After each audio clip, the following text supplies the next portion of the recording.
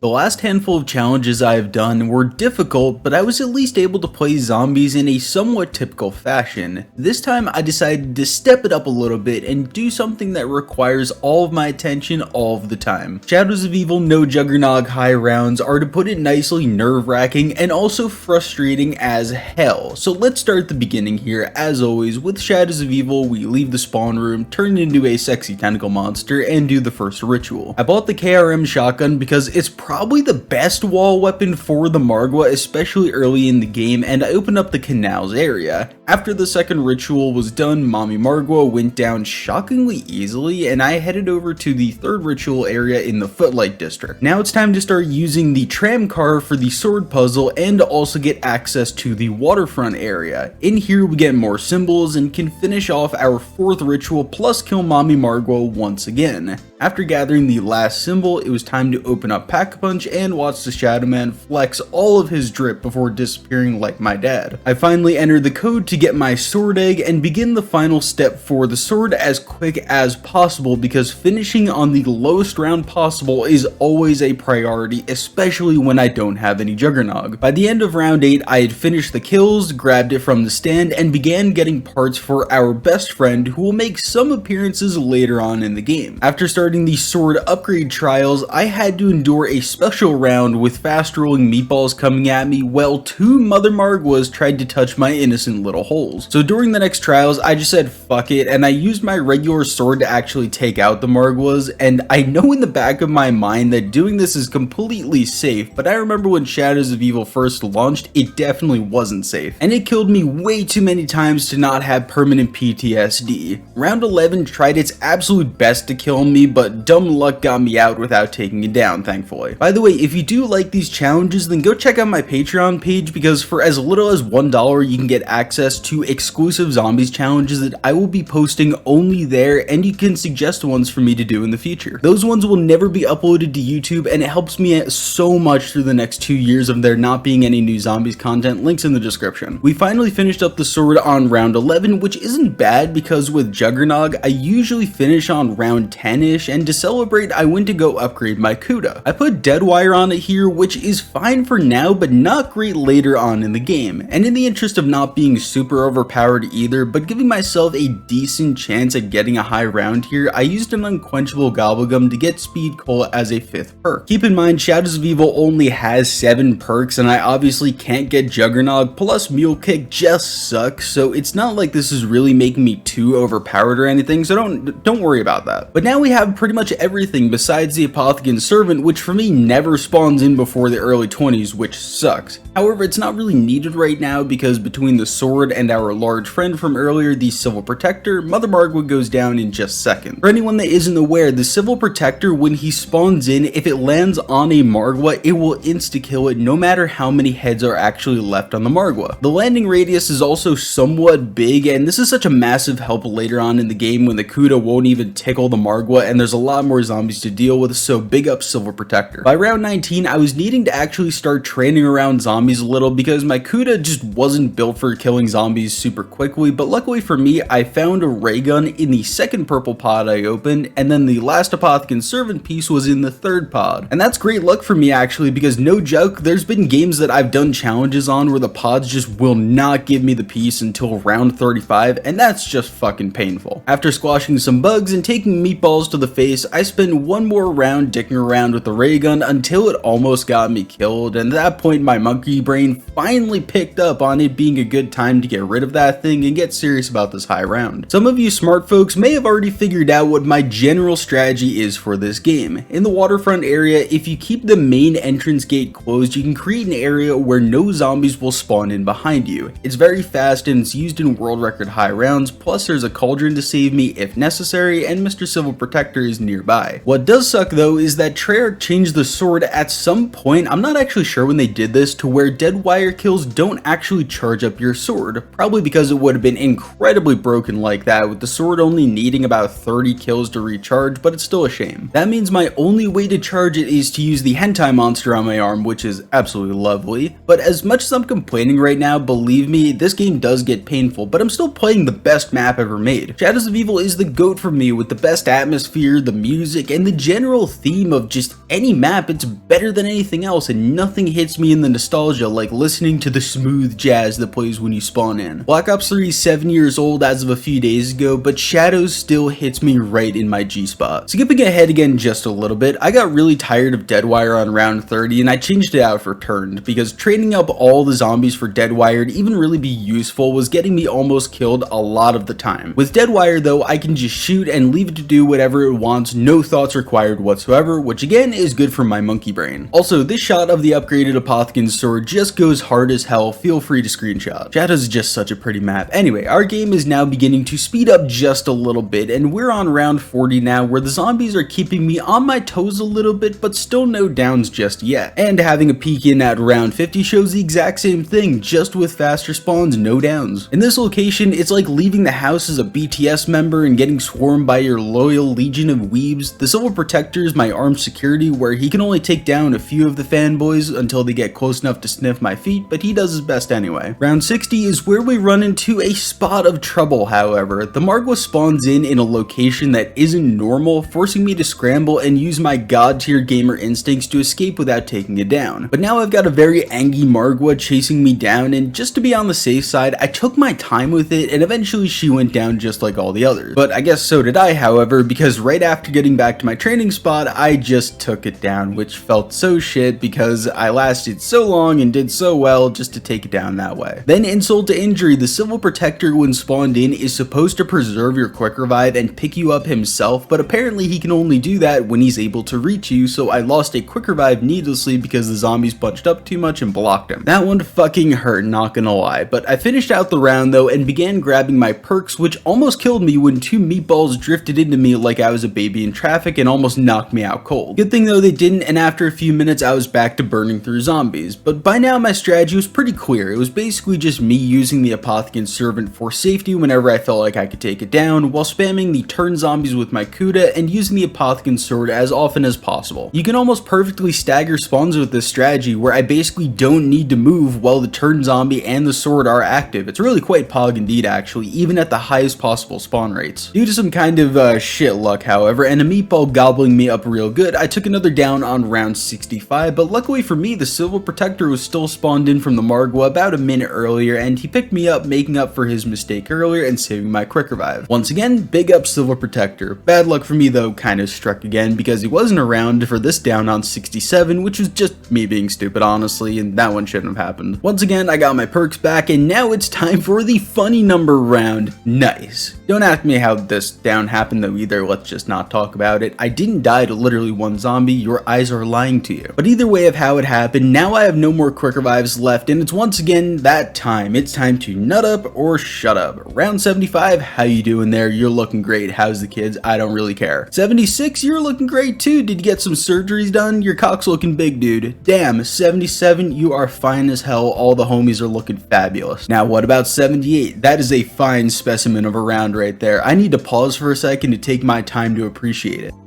Fuck! Now make me feel better about watching this video about me completing the hardest zombies challenge I have ever created.